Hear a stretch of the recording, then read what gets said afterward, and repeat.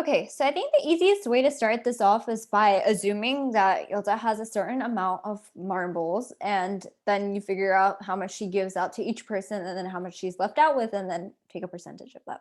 So we're gonna assume, like, for the sake of easy, like, percentage, we would assume that she starts out with 100 marbles.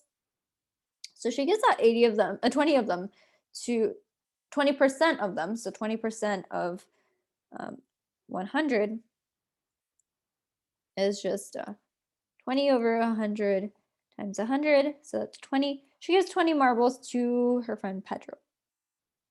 Okay. Then, so she has now 80. So she gives 10% of what is left to another friend, Ebony. So 10% of that, so 10% of 80 is equal to 10 out of 100 times 80. So this is 8 over 10. And that's gonna, and this cancels with this. So 8 to Ebony. So now she has 72 marbles left. So now she gives 25% of what is left in the bag to her brother Jimmy.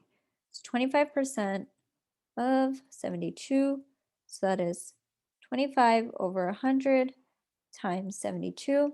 That's also equal to 1/4 of 72 because you can just cancel this. And that is equal to 18. So that she gives to Jimmy. And so 72 minus 18 is 54. So she's left out with 54 marbles. They're asking about what percentage of her original bag of marbles does she have left for herself. She has 54 marbles left. She started out with 100. So 54 over 100, and that's obviously 54%. So that's her answer. So here, what was key is that we made an assumption about how many marbles she had at the beginning. That's really useful because when you have to deal with percentages, just know that 100 is a good number to really assume. And if it's like too much percentage of one, like keeps going in, maybe like 1,000 and like powers of 10 is a good option and to have, because it makes, taking percentage of something really easy. Okay. Suppose, so this is the next example, suppose that 15% of x equals 20% of y. What percentage of x is y? So I'll give you guys some time to solve this and then we'll discuss.